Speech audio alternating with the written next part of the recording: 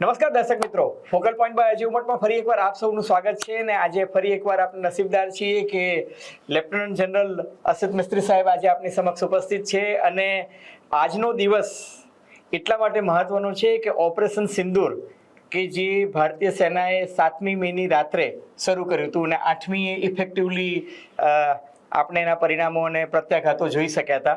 એનું બરાબર 1 વર્ષ પૂરું થાય છે ત્યારે ભારતીય જવાનોની, ભારતીય લશ્કરની જે શૌર્યગાથા હતી એ શૌર્યગાથાની પણ આજે આપણે વાત કરીશું અને સૌથી પહેલાં તો મિસ્ત્રી સાહેબ પાસેથી જાણવાની કોશિશ કરશું કે કયા માહોલમાં ઓપરેશન સિંદૂર કરવાની જરૂરિયાત ઊભી થઈ અને જ્યારે ઓપરેશન સિંદૂર ભારતીય લશ્કરે કર્યું, ભારત સરકારે એક સર્જિકલ સ્ટ્રાઇક કરવાની ભારતીય સેનાને છૂટ આપી, ત્યારે એના જે સીમિત લક્ષ્યાંકો હતા એ શું હતા, આપણા ઓબ્જેક્ટિવ શું હતા અને પછી એમાંથી પરિસ્થિતિ યુદ્ધ તરફ શા માટે ગઈ? અજયભાઈ, તમને અને દર્શક મિત્રોને મારા જય હિન્દ.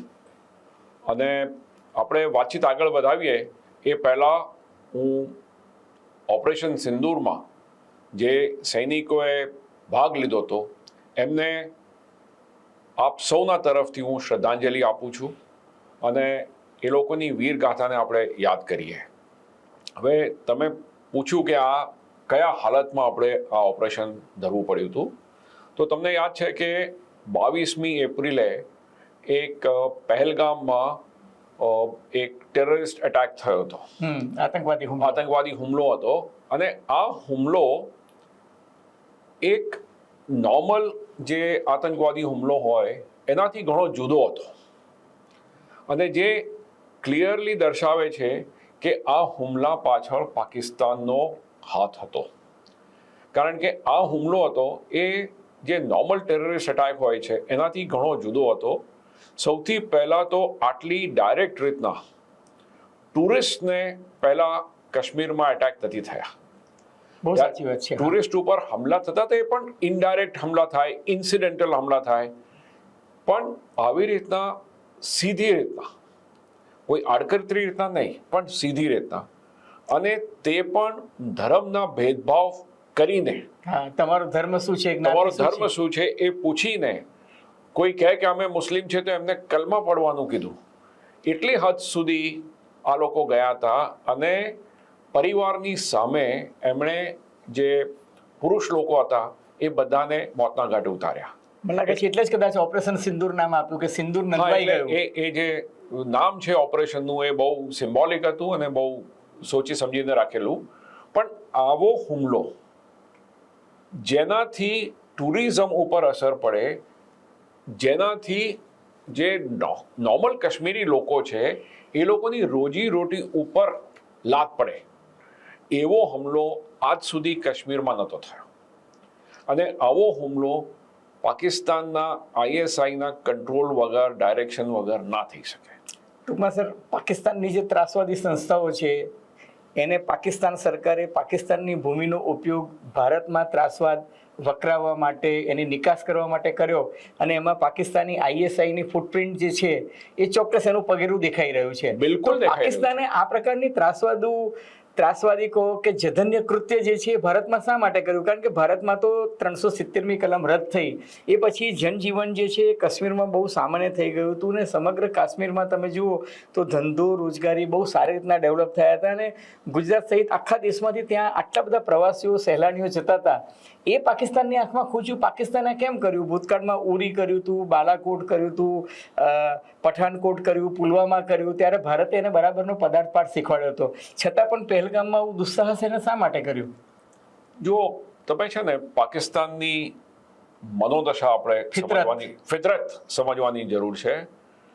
એક પાકિસ્તાન માટે એક બહુ ક્લિશેડ સ્ટેટમેન્ટ છે, પણ એ સ્ટેટમેન્ટ જે છે ને 100% સાચું છે. લોકો કહે છે કે નોર્મલી દેશો પાસે મિલિટરી હોય, પાકિસ્તાનના કેસમાં મિલિટરી પાસે દેશ છે. યસ. એટલે મિલિટરીનું જે હિત છે, પાકિસ્તાની મિલિટરીનું હિત છે, એ દેશના હિત કરતાં પણ સર્વોપરી થઈ જાય છે. અને પાકિસ્તાની સેના પોતાની પકડ જમાવી રાખવા માટે ભારત સાથે લગાતાર એક દુશ્મનાવટનું એન્વાયરમેન્ટ પેદા કરે છે અને કન્ટિન્યુઅસલી એક રસાકસી ભરી સિચ્યુએશન કરે છે. રાઈટ. અને 1971ના યુદ્ધ પછી એમને ખબર છે કે ભારત સાથે સીધા યુદ્ધમાં કે યુદ્ધના મેદાનમાં જે કન્વેન્શનલ વોર આપણે કહીએ એમાં પાકિસ્તાન જીતી નહીં શકે, એટલે એમણે ડેથ બાય 1000 કટ્સ કે 1000 ઘાવથી મૃત્યુ આપવાનું એક પોલિસી એડપ્ટ કરેલી છે. એ ઝુલ્ફિકાર અલી ભુટ્ટો અને ઝુલ્ફિકાર અલી ભુટ્ટો અને ઝિયાઉલ હકે ના સમયથી એ ચાલી રહી છે. એટલે 1980ના દાયકાથી પાકિસ્તાનની આ ફિતરત રહી છે. પહેલા એમણે પંજાબમાં શરૂ કર્યું, પછી કાશ્મીરમાં થયું, અને ખુલ્લા મેદાનમાં હતું એનું નામ, ઓફ ટોપાક જેને કહે, ઓપરેશન ટોપાક. એટલે આ તો એક પોલિસીના નીચે એ લોકોએ ચાલુ રાખ્યું છે. વચ્ચે વચ્ચે જ્યારે પણ ભારતે એનો પ્રતિકાર કર્યો, જેમ પાર્લામેન્ટ ઉપર એટેક થયેલો 2001માં, ત્યારે આપણે ઓપરેશન પરાક્રમ કર્યું. તો ત્યારે 6-7 વર્ષ સુધી એની એક અસર જોવા મળી કે એના પછી 2008 સુધી જ્યારે લોકો સખણા રહ્યા હતા, જ્યાં સુધી કે મુંબઈ 26/11 હુમલો ના કર્યો, 26/11 તે વખતે સરકારે જે ડિસિઝન લીધું હશે એક રિસ્ટ્રેન્ટનું, ત્યારે રાજનીતિક જે કન્ડિશન હતી, જે વૈશ્વિક કન્ડિશન હતી, એ પ્રમાણે એક રિસ્ટ્રેન્ટનું ડિસિઝન લીધું.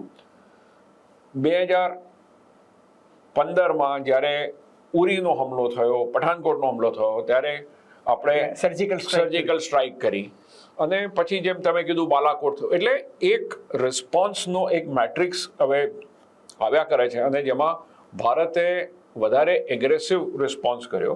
અને ઓપરેશન સિંદૂરમાં કારણ કે પહેલગામનો હુમલો એટલો બધો ખતરનાક અને એટલો જઘન્ય હતો કે એક મેસેજ આપવાની જરૂર હતી, અને એને લીધે આપણે ઓપરેશન સિંદૂર લોન્ચ કર્યું, જેમાં તમને ખબર છે કે પાકિસ્તાનને ખાસું નુકસાન સહેવું પડ્યું હતું. એ સાહેબ, એ જે ઓપરેશન સિંદૂર કર્યું એમાં પાકિસ્તાનને ભારતે ખરેખર નુકસાન કરીને પછી એક સ્પષ્ટ મેસેજ પણ આપ્યો હતો કે અમારું ઓપરેશનનો જે પર્પસ છે એ લિમિટેડ છે, અમારો જે ઓબ્જેક્ટિવ કહીએ કે હેતુ છે એ બહુ મર્યાદિત છે. અમે પાકિસ્તાન સાથે યુદ્ધ નથી ઈચ્છતા, પણ ત્રાસવાદી અડ્ડાઓ જે છે, જે પાકિસ્તાનમાં ત્રાસવાદની નર્સરીઓ જ્યાં જ્યાં દેખાય છે, ટ્રેનિંગ સેન્ટર છે, લશ્કરે તોયબાના હોય, જૈશે મોહમ્મદના હોય કે બીજા જે કોઈ ફિરકા હોય, એની પર જ અમે હુમલો કર્યો છે, અને એ જ આપણું લક્ષ્યાંક હતું. બરાબર ને? તો પછી પાકિસ્તાને શા માટે આવી રીતના વળતો હુમલો કરવાનું દુસ્સાહસ કર્યું?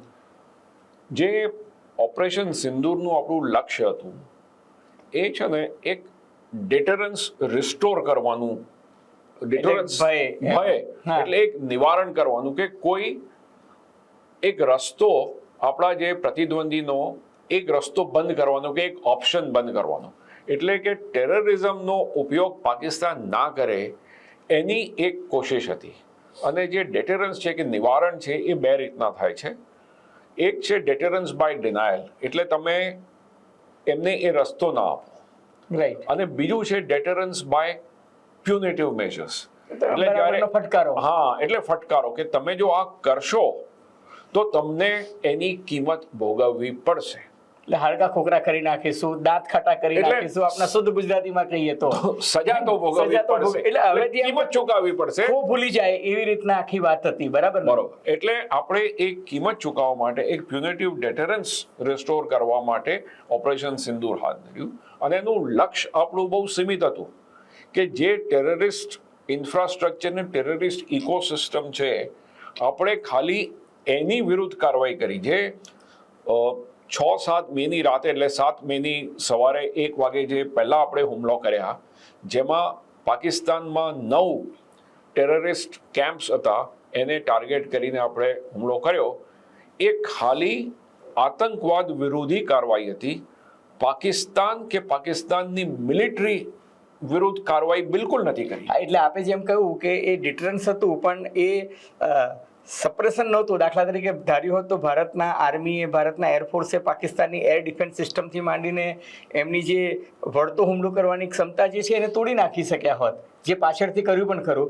પણ શરૂઆતમાં એ ન કર્યું કારણ કે ભારત એ મેસેજ આપવા માંગતું હતું કે ભાઈ સખણારો નહીં તો અમે આ કરીશું. પણ પાકિસ્તાન સખણું ના રહ્યું અને પાકિસ્તાને હુમલો કરવાની હિંમત કરી. એ વાત સાચી છે. એટલે આપણે એક જિમ્મેદાર સ્ટેટ, જવાબદાર રાષ્ટ્ર તરીકે આપણે કાર્ય કર્યું. અને જે સરકારનું નીતિ હતી કે પહેલા આપણે ખાલી પાકિસ્તાનમાં જે આતંકવાદી ગતિવિધિઓ જ્યાંનું કેન્દ્ર છે, આપણે એ કેન્દ્રોને મારીશું. પાકિસ્તાન સાહેબ આપણા નાગરિકો ઉપર પણ પાકિસ્તાને વળતા હુમલામાં આપણા નાગરિકો ઉપર હુમલા કર્યા. અને તમને યાદ હોય તો આપણે જે પહેલો હુમલો કર્યો 7મી મે રાતના, એ પછી આપણે ઓફિશિયલી પાકિસ્તાનને ઇન્ફોર્મ કર્યું, જાણ કરી કે અમે તમારા એરિયામાં ખાલી ટેરરિસ્ટ સેન્ટર્સને, કેમ્પ્સને માર્યા છે. અમારું યુદ્ધ તમારી સાથે નથી. અમે સીમિત કાર્યવાહી કરી છે. અમે આગળની કાર્યવાહી કરવા નથી માંગતા. જો તમે વળતો જવાબ નહીં કરો તો કરશો તો પછી જવાબ મળશે. એ તો પછી that is quite open and clear.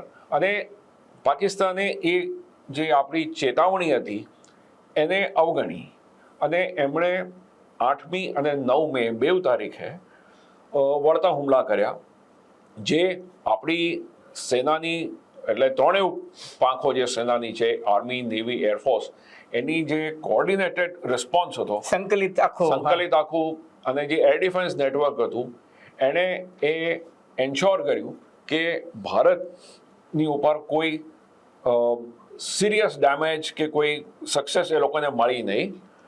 અને એના ખિલાફ આપણે એ લોકોની જે એર ડિફેન્સ નેટવર્ક હતી એનું ડિગ્રેડેશન એટલે એનું ડિસ્ટ્રક્શન, એનો ખાત્મો બોલાવવાનું ચાલુ કરી. આપણે શૌર્યગાથાઓ વિશે થોડીક વાત કરો, આપણા દર્શકોને એમાં બહુ રસ પડશે કે પાકિસ્તાને જ્યારે કર્યું તો પછી ભારતે શરૂઆતમાં તો સંયમિત વલણ અપનાવ્યું, પણ પછી પાકિસ્તાને જ્યારે કર્યું ત્યારે ભારતનો જવાબ ને એ કેવો હતો? તો સૌથી પહેલા તો જે 7 મેની જે સ્ટ્રાઇક્સ છે, એકચ્યુઅલી એ બહુ સૌથી અગત્યની છે. એમાં જે 9 ટેરરિસ્ટ કેમ્પ હતા, એમાંથી 7 કેમ્પ્સ જે હતા એ લાઇન ઓફ કંટ્રોલની નજીક હતા.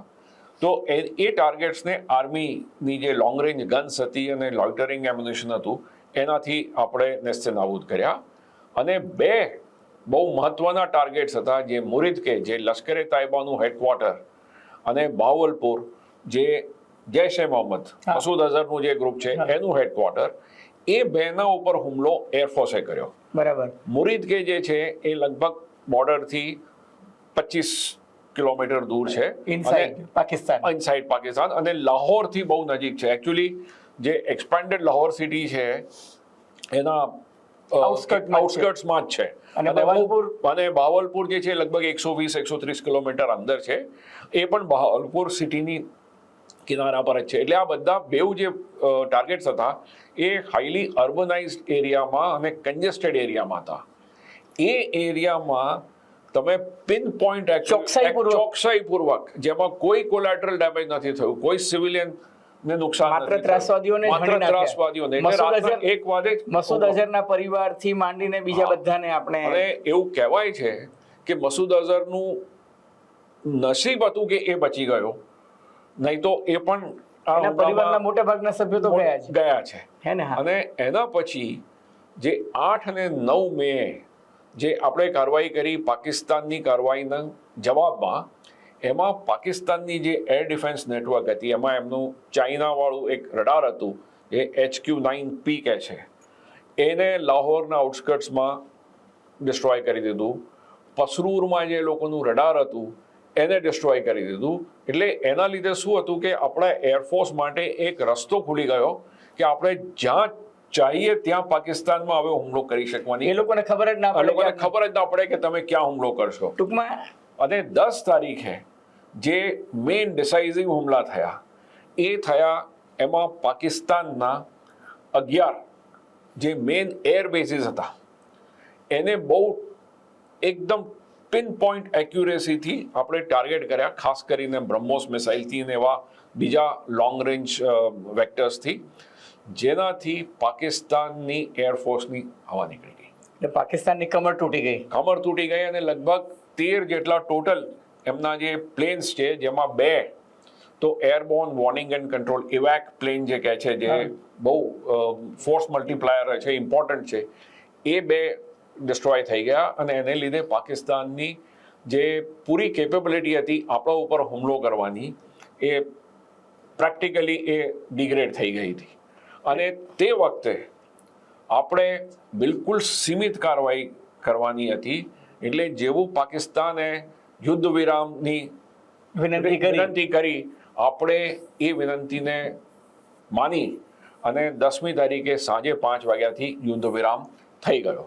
ટૂંકમાં ભારતે ડીએસ્કેલેટ ના કર્યું, એસ્કેલેટ ના કર્યું. આપણે બિલકુલ એસ્કેલેટ નથી કર્યું. આપણે બહુ જ એક સીમિત અને કેલિબ્રેટેડ એક્શન જેને કહે ને એ કર્યું. એટલે આપણે એસ્કેલેશનના હંમેશા કંટ્રોલમાં રહ્યા હતા. એસ્કેલેશન બે રીતના થઈ શકે. એક વર્ટિકલ એસ્કેલેશન હોય ને બીજું હોરિઝોન્ટલ એસ્કેલેશન. હોરિઝોન્ટલ એસ્કેલેશન એટલે કે જે એરિયામાં તમે લડાઈ લડો છો એનો વિસ્તાર થાય, અને વર્ટિકલ એસ્કેલેશન છે એમાં જે ડિગ્રી ઓફ વાયલન્સ હોય કે જે વેપન્સ યુઝ થતા હોય એ વધતા જાય. રાઈટ. તો આપણે બેઉને કંટ્રોલમાં રાખ્યું, બંને વસ્તુને કંટ્રોલમાં રાખેલું. હાલાકી પાકિસ્તાને કાશ્મીરથી લઈને ગુજરાત સુધી પૂરી બોર્ડર ઉપર ડ્રોન્સ અને મિસાઇલ કર્યા, પણ એમને કશે પણ એની સફળતા મળી નહીં. અને એ લોકોને સફળતા ના મળી એ પણ એક આપણી બહુ મોટી એક અચીવમેન્ટ છે. એનું કારણ એ કે આપણે આપણી જે મિસાઇલ ડિફેન્સ સિસ્ટમ છે એનાથી તોડી નાખ્યા એમના બધા બિલકુલ. આપણી જે એર ડિફેન્સ નેટવર્ક હતું, એર ડિફેન્સ છે ને એ આખું નેટવર્ક હોય ને એમાં ઇન્ટિગ્રેટેડ હોય, એટલે એમાં મિસાઇલ પણ હોય, ગન્સ પણ હોય, આમાં તમને રડાર્સ પણ જોઈએ અર્લી વોર્નિંગ માટે, વેપન કંટ્રોલ રડાર્સ હોય, એટલે અને પાછી તમારે કમ્યુનિકેશન સિસ્ટમ જોઈએ, એટલે કે ઇન્સ્ટન્ટેનિયસ એનું મેસેજીસ એકબીજા સાથે પહોંચી શકે, એટલે એક્શન લઈ શકાય. એટલે ઇટ્સ એન ઇન્ટિગ્રેટેડ સિસ્ટમ. એ આખી સિસ્ટમ તમારી બહુ સક્સેસફુલ કામ રહી. ટૂંકમાં ઓપરેશન સિંદૂરનો એક લાભ તો થઈ ગયો કે આપણી યુદ્ધની પ્રિપેર્ડનેસ જે છે એ આપણને ખબર પડી ગઈ કે, અને પાકિસ્તાનને પણ ખબર પડી ગઈ કે ભારત જોડે હવે લડવામાં કોઈ સાર નથી, અને જો લડવાની ખરેખર બાવડાને ગોટલા તો સાહેબ હજુ પણ પાકિસ્તાન ફુલાવ્યા કરે છે કે હમ લડેંગે, હમ ये करेंगे, हमारे पास भी ન્યુક્લિયર બોમ્બ છે. પણ હકીકતમાં પાકિસ્તાનની હાલત કેવી છે? ખરેખર એ યુદ્ધ કરવાની સ્થિતિમાં છે કે ખાલી પછી બધું બોલ બચ્ચન ટાઈપ જ હવાબાજી કરે છે? જો એમાં તમે પાકિસ્તાનની પરિસ્થિતિ જુઓ છેલ્લા 10, 12, 15 વર્ષમાં એમની જે આર્થિક પરિસ્થિતિ છે એ તો પૂરું જગ જાણે છે. દર વર્ષે 1.5 વર્ષે એ લોકોને IMF-થી લોનનો, ઇન્ટરનેશનલ મોનિટરી ફંડથી લોન લેવી પડે છે. દિવાળિયાના ઉપર દેશ આવી જાય છે. વ્યાજ ચૂકવવા પણ લોન લેવી વ્યાજ ચૂકવવા માટે સાઉદી અરેબિયા પાસે જઈને ભીખનો કટોરો છે. કિંમતો ત્યાં જે ઇન્ફ્લેશન છે લગભગ 50-60% સુધી ઇન્ફ્લેશન જાય છે. કિંમતો એટલી આસમાને પહોંચી જાય. મોંઘવારીના ફુગાવો ભયંકર વધ્યા છે. 2022માં જે એ લોકોમાં ફ્લડ્સ આવ્યા એ પછી ભૂખમરાની હાલતમાં થઈ ગયો હતો દેશ. તમે પોલિટિકલી જુઓ તો એ લોકોનું ઇલેક્શન પણ એ લોકોએ સ્ટેજ મેનેજ કરવા પડ્યા હતા. ઇમરાન ખાનની જેટલી પોપ્યુલરિટી છે લોકોની વચ્ચે, ઇલેક્શન હેક કરીને એમને જેલમાં પૂરી રાખ્યા છે. અને તમે એક કંટ્રોલ રેજીમને સત્તા પર બેઠાવી છે, જેને પૂરી રીતના કંટ્રોલ કરે છે પાકિસ્તાનના આર્મીના ચીફ આસિફ મુનીર.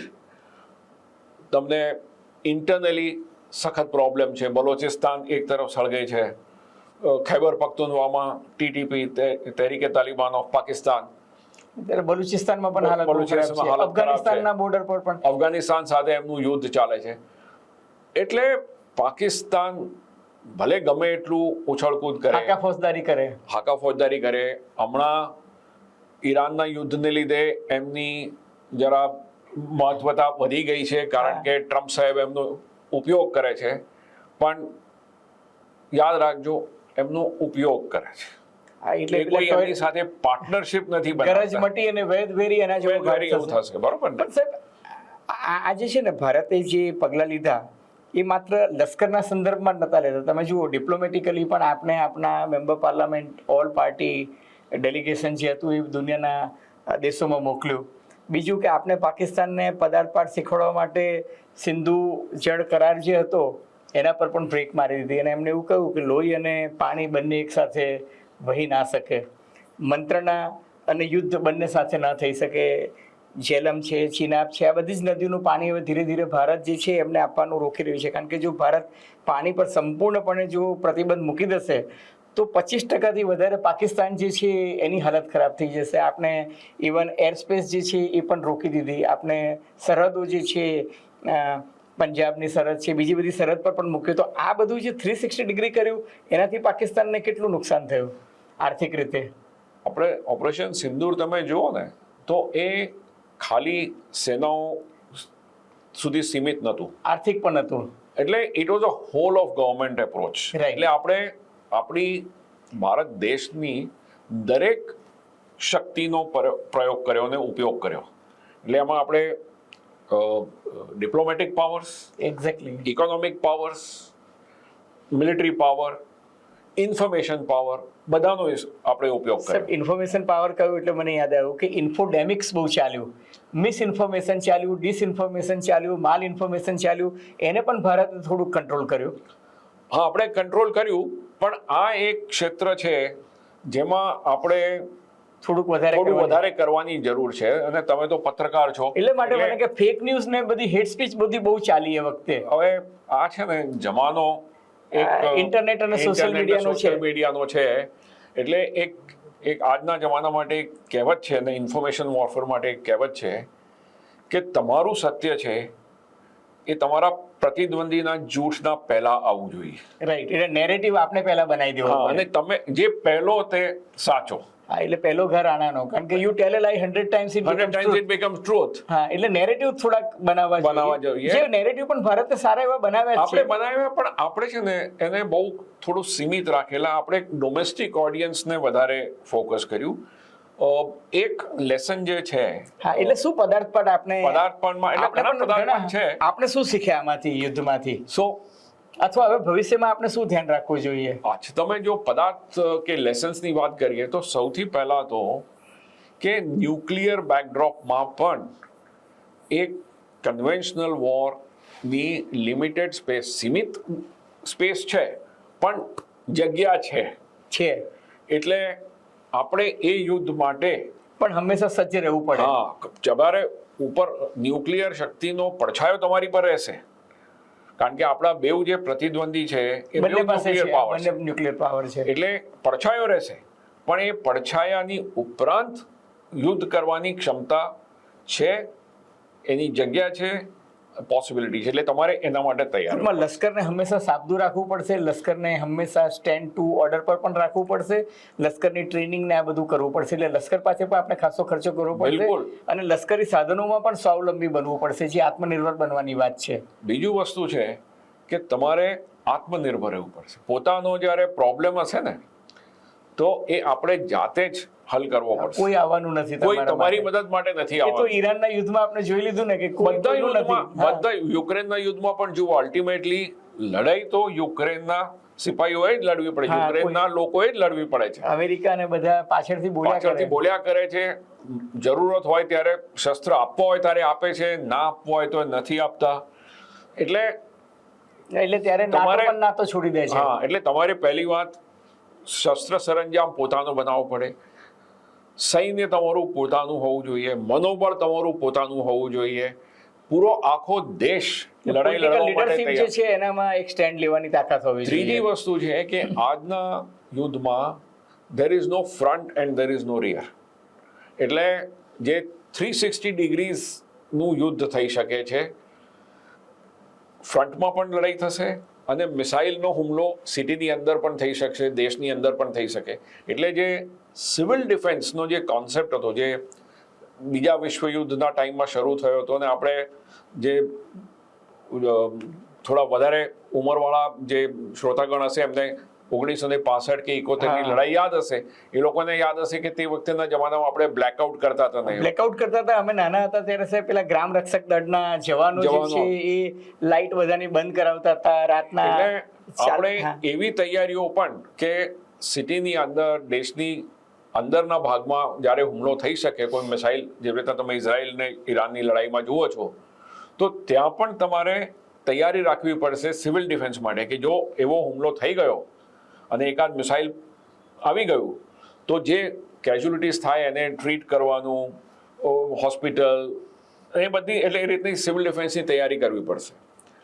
ટેકનોલોજી, આ યુદ્ધ અને જે રીતના બીજા યુદ્ધો અત્યારે વિશ્વમાં ચાલે છે, ચાહે ઇઝરાયલ ઈરાન હોય કે અમેરિકા ઈરાન હોય કે યુક્રેન રશિયા હોય, જે રીતના ડ્રોન અને પ્રિસિઝન સ્ટ્રાઇક, લોંગ રેન્જ વેપન્સનો ઉપયોગ થાય છે, રાઈટ, એટલે ટેકનોલોજી એટલી જલ્દી બદલાય છે. Right. See, technology has always influenced war. It is not that it is not affected, પણ અત્યારે rate of change of technology એટલો ફાસ્ટ છે.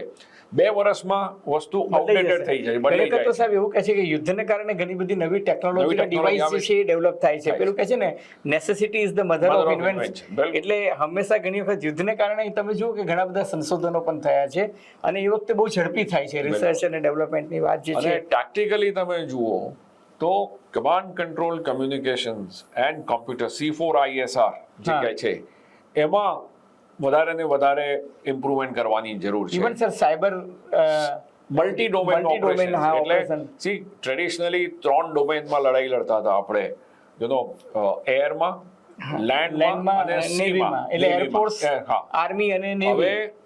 You are also fighting in the cyber space, you are also fighting in the space and also in the cognitive domain, એટલે માનસિક રીતના brain માટે. અને So, જ્યારે નેગોશિએશન આવે ત્યારે તો એ જ કામ લાગે એટલે છે. તમારે મલ્ટી ડોમેન ઓપરેશન માટે તૈયારી રાખવી પડશે. એટલે તમારી સૈન્યને આ બધા નવા રીતનું જે યુદ્ધ છે, નવી યુદ્ધ શક્તિઓ છે, એનું નોલેજ હોવું જોઈએ, એમાં ટ્રેનિંગ હોવી જોઈએ અને શોર્ટ નોટિસ પર તમારું સેના લડાઈ લડવા માટે તૈયાર હોવું જોઈએ. સાહેબ એક છેલ્લો પ્રશ્ન, ખાસ કરીને તમે જુઓ પાકિસ્તાન તો આપને વર્ષોથી આગુ સે ચલી આતી હૈ. એમ 1950માં દેશ આઝાદ થયો, પછી પ્રજાસત્તાક બન્યો, ત્યારથી પાકિસ્તાન સાથે ભારતને આ 3 યુદ્ધ અને 2 નાના મોટા છમકલા ને આ બધું તો થયું છે. છેલ્લે ઓપરેશન સિંદૂર થયું, એ પહેલાં કારગિલ પણ થયું હતું.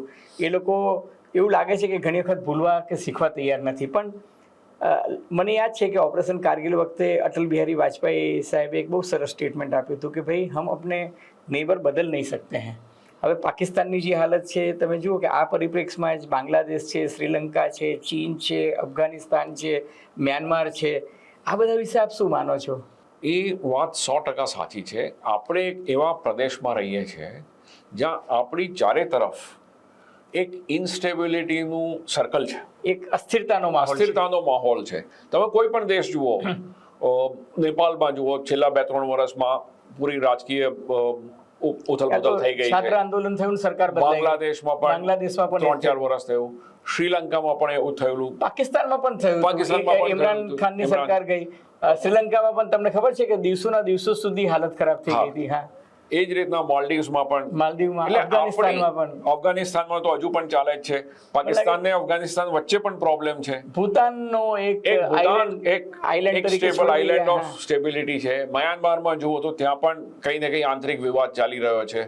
એટલે આપણે એક એવા ક્ષેત્રમાં છે કે જ્યાં ચારે તરફ અસ્થિરતા છે, અને જો અસ્થિરતા તમારા પાડોશમાં હોય તો એની અસર તમારા ઘરમાં થવાની જ થવાની જ છે. અગર તમારી પોળમાં કોઈના મકાનમાં આગ લાગી હોય તો આપણું ઘર સેફ નથી રહેવાનું, બરોબર? કહે છે ને લગી ગઈ આગ તો એ તો એની જ્વાળાઓ આવવાની છે. જ્વાળા નહીં આવે તો કમસે કમ એનો ધુમાડો આવશે. એટલે એ અસ્થિરતાની અસર તમારા ઉપર ડેફિનેટલી થવાની છે. એટલે આપણે એ અસ્થિરતાની માટે તૈયારી રાખવી પડશે. એક્ઝેક્ટલી. અને જ્યાં સુધી આપણે આપણા પડોશીઓને મદદ કરી શકીએ અને એ અસ્થિરતાને સ્થિરતામાં બદલી શકીએ, જેવી રીતના આપણે મોલ્ડીવ્સને મદદ કરી છે, શ્રીલંકાને મદદ કરી છે, બાંગ્લાદેશને બાંગ્લાદેશને આપણે મદદ કરી છે ને. હવે ક્રાઇસિસ હતી ત્યારે આપણે ડીઝલ ને પેટ્રોલ ને ક્રૂડ ઓઇલ ને ઘણું બધું આપ્યું આપણે. હવે ત્યાં નવી ઇલેક્શન થઈ સરકાર ગયા છે. આવી છે. નવી સરકાર સાથે હોપફુલી ત્યાં પણ સ્ટેબિલિટી આવશે અને આપણા રિલેશનશિપ સુધરશે એવી આશા છે. નેપાળમાં પણ હવે સ્થિરતા, ઉમ્મીદ તો છે કે ત્યાં પણ હવે સ્થિરતા આવે. તો સર ત્યાં પણ શું છે કે વિપક્ષ કંઈક ને કંઈક પેલી સડી કરે છે કે લીપુલેખ અમારું છે, લીપુલેખ આપો. ટૂંકમાં આ બધા તો જેને કહે છે ને કે રાજકીય આ જો, થિયેટરમાં ચાલતું જ રહેશે. આપણી એક ચેલેન્જ છે. ભારતની જે સાઇઝ, ચાહે તમે એરિયામાં લો કે વસ્તી ગણતરીમાં લો કે આર્થિક તાકાતમાં જુઓ તો, અને આપણા જે બધા પડોશી છે એમાં બહુ ડિસ્પેરિટી છે, હા, બહુ એટલે ફરક છે. એટલે આ દેશોમાં એક જાતનો એક ભય હંમેશા રહે એક લઘુતા ગ્રંથિ અને અસુરક્ષિતતાનો માહોલ રહે કે ભારત અમને ગળી જશે. ગળી જાય. એટલે એક એવું જે ભારતની કોઈ દિવસ માનસિકતા કે ભારતની માનસિકતા નથી, પણ એ લોકો એક ભયનો માહોલ ઉભો કરે છે. એટલે અને ત્યાંમાં એ દેશોમાં જો મત હા, એટલે લેવા હોય તો એન્ટી ઇન્ડિયા સ્ટેન્ડ્સ ભારત વિરોધી સૌથી સસ્તું ભારત વિરોધી એક નેરેટિવ બનાવે તો જ પાકિસ્તાન અને બાંગ્લાદેશમાં સસ્તું પત્તું છે હા. વોટ લેવા માટે. એટલે ધ્રુવીકરણ એ રીતના થતું હોય છે. એટલે એ રીતના ત્યાંના ઓપોઝિશન પાર્ટીઝ પણ એને એક્સપ્લોઇટ કરે છે અને આપણને એની ખબર છે. એટલે અને આઈ એમ શ્યોર કે જે ડિપ્લોમેટિક એનું હેન્ડલિંગ કરવાનું હોય એ આપણી સરકાર કરે છે. અને એને લીધે જ તમે જુઓ કે મોલ્ડીવ્સમાં અત્યારના જે પ્રેસિડેન્ટ છે મોઇઝુ સાહેબ એ જ્યારે આવ્યા ત્યારે બહુ ઇન્ડિયા આઉટ કેમ્પેનમાં આવ્યા હતા, પણ અત્યારે એમનું જે એપ્રોચ છે એ ઘણો ચેન્જ થઈ ગયો. Even શ્રીલંકાનો અને પણ શ્રીલંકામાં પણ અને શ્રીલંકામાં તો સરકાર પણ બદલાઈ ગઈ છે. જે નવી સરકાર છે એ ભારત સાથે સંબંધો સારા છે. એટલે અને તમે પડોશી તો બદલી નથી શકો. એક્ઝેક્ટલી. એટલે we have to look at long term. અને ઘણીવાર આ રિલેશનશિપમાં શું થાય કે ઉપર નીચે થયા કરે, એ બહુ ડિસ્ટર્બ નહીં થઈ જવાનું. Right. You have to take it in your stride and act as the big brother with big shoulders. એટલે આપણે આ દક્ષિણ એશિયાનું આ જે રિજિયન છે એમાં મોટા ભાઈ તરીકેની ભૂમિકા જે છે એ ક્યારેક કોકને થાપડભાના પણ કરવાના અને ક્યારેક પાકિસ્તાનને લપડાક પણ મારવાની, પણ આ લોકો વચ્ચે જ આપણે સહઅસ્તિત્વ ટકાવવાનું છે. બરાબર છે ને? અને એ મોટા ભાઈનું જે બિહેવિયર છે એ એના પોઝિટિવ સેન્સ. રાઈટ. પેલું એલ્ડર બ્રધર હા, એટલે દાદાગીરી વાળું નથી. બરોબર. હા, પ્રેમથી વાણી વર્તનમાં સંયમ જાળવીને અને છતાં પણ જરૂર પડે લાલ આંખ કરીને પણ એ જ્યાં જરૂર પડે ત્યાં જ સમયનું પણ એ જ તકાદો છે. મિસ્ત્રી સાહેબ, આપ અમારી સાથે આ વિશેષ પ્રસ્તુતિમાં ઉપસ્થિત રહ્યા એ બદલ focal point by Ajay Umat અને નવ ગુજરાત સમય અને અમદાવાદ મિરરના વાંચકો અને દર્શકો વતી ખૂબ ખૂબ આભાર. Thank you very much sir. જય હિન્દ. જય હિન્દ.